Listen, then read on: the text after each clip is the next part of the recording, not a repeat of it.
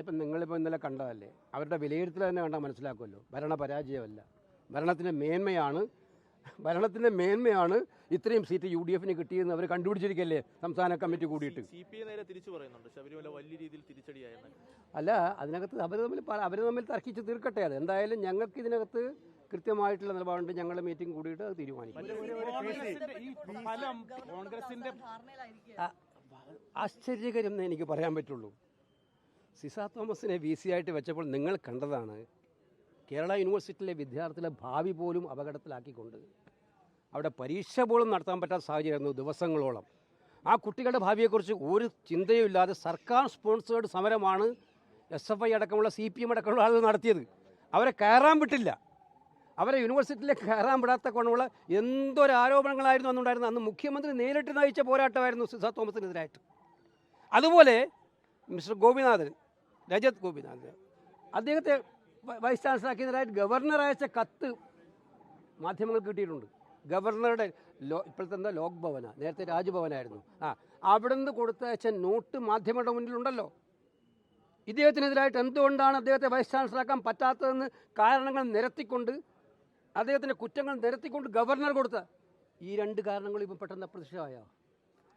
Governor സാങ്കേതിക സർവകലാശാലയും digital സർവകലാശാലയും vice ചാൻസലർമാർക്കെതിരായിട്ട് മുഖ്യമന്ത്രിയും ഗവർണറും കൊടുത്ത പരാതികൾ, ആരോപണങ്ങൾ എന്തുകൊണ്ട് ഇത് ആവിയായിപ്പോയി? അതൊക്കെ ആവിയായിപ്പോയി. പെട്ടെന്ന് 19-ാം തീയതി സുപ്രീം കോടതി ഫൈനലായിട്ട് തീരുമാനിക്കാൻ വരുന്ന മുമ്പേ പെട്ടെന്ന് ഒന്നിച്ചിരുന്ന് ആവിയായിപ്പോയി. അന്തർധാരയുടെ ഭാഗം തന്നെയല്ലേ ഇതും? മുകളിൽ നിന്ന് ഡയറക്ഷൻ കിട്ടിയിട്ടുണ്ടാവുമല്ലേ ഇത് തീർക്കാൻ? ഇതെങ്ങനെയും തീർക്കാൻ സുപ്രീം കോടതിയുടെ മുമ്പിൽ വീണ്ടും പോകുന്നതിന് മുമ്പേ ഇത് ക്ലിയർ അല്ലേ? ഇത് ക്ലിയറാണ് അന്തർധാര. അപ്പോൾ മനസ്സിലാക്കേണ്ടത് ഇതിനകത്ത് ഒറ്റ കാര്യമുള്ളൂ, ജനങ്ങളെ അവർ വിഡ്ഢികളാക്കുകയാണ്. കാരണം ഇതിനകത്ത് വേറൊരു പോയിന്റ് ഉള്ളത്, ഗവർണറെ പോലുള്ള ഒരാൾ, ആക്ഷേപം ഉന്നയിക്കുന്ന ഒരാളെ, അതും കൃത്യമായിട്ട് പരാതി പറഞ്ഞ ആക്ഷേപം ഉന്നയിക്കുന്ന ആളെ വീണ്ടും നിയമിക്കാൻ ഗവർണർ കൂട്ടുനിൽക്കുകയാണ്, ഭരണഘടനാ തലവൻ. മുഖ്യമന്ത്രി അതുപോലെ തന്നെ. അപ്പോൾ ഇവരുടെ കോംപ്രമൈസിന് വേണ്ടി ഇവർ തന്നെ ഉന്നയിച്ചിട്ടുള്ള ഏറ്റവും വലിയ പ്രസക്തമായ കാര്യങ്ങൾ അവർ ഇപ്പം മൂടി വെക്കുകയാണ് ചെയ്യുന്നത്. Serious things. ഐ തിങ്ക് അത് സ്വർണ്ണക്കൊള്ളയുമായി ബന്ധപ്പെട്ട് വ്യവസായിയുടെ മൊഴി വ്യവസായി പറഞ്ഞ 2017-ലും 2018-ലും ഈ സംഘം ഇതേപോലെ ശബരിമല സ്വർണ്ണവുമായി ബന്ധപ്പെട്ടുകൊണ്ട് അവരെ ബന്ധപ്പെട്ടിരുന്നു എന്നാണ്. അതായത് മുൻകൂട്ടി തന്നെ ഇതുമായി ബന്ധപ്പെട്ട പദ്ധതികൾ നടന്നിരുന്നു എന്നാണോ? അതൊക്കെ അന്വേഷണ SITയുടെ മുമ്പിൽ അവർ കൊടുത്ത മൊഴിയുടെ കാര്യങ്ങളൊന്നും ഇപ്പം ഞാൻ പറയുന്നില്ല. എന്തായാലും വളരെ ഗൗരവതരമായിട്ടുള്ള അത്തരം കാര്യങ്ങൾ ഹൈക്കോടതിയുടെ മേൽനോട്ടത്തിൽ അന്വേഷണം നടക്കുമെന്ന് ഞങ്ങൾ വിശ്വസിക്കുകയാണ്.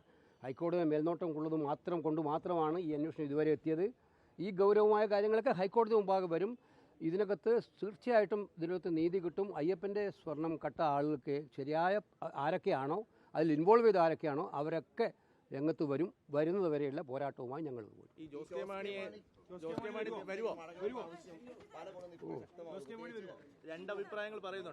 ഒരഭിപ്രായവും ഇല്ല, ഒറ്റ അഭിപ്രായമുള്ളൂ. UDFനെ സംബന്ധിച്ചിടത്തോളം UDFൽ എന്ത് തീരുമാനിക്കണം എന്നാൽ എല്ലാ കക്ഷികളും കൂടി തീരുമാനിക്കുന്നതാണ്. ഒറ്റപ്പെട്ടവരാരും അങ്ങനെ ഇപ്പം നിങ്ങൾ മാധ്യമങ്ങൾ വന്ന് ചോദിക്കുമ്പോൾ വേണ്ടാന്ന് ആരെങ്കിലും പറയോ, വേണം എന്നാരെങ്കിലും പറയോ, അതെല്ലാം വെച്ച് വാർത്തയാക്കുന്ന അർത്ഥമില്ല. UDFൽ അത്തരം ഒരു ചർച്ചകളേ നടന്നിട്ടില്ല മുന്നണി വികസനം സംബന്ധിച്ചൊന്നും. അത് UDF ഔപചാരികമായി കൂടിയിട്ട് അവർ തീരുമാനിക്കും. അല്ല, അതൊക്കെ പാർട്ടിയുടെ മീറ്റിംഗ് ഉണ്ടെന്നേ. പാർട്ടി മീറ്റിംഗുകൾ കൂടിയിട്ടല്ലേ തീരുമാനിക്കാൻ പറ്റുള്ളൂ.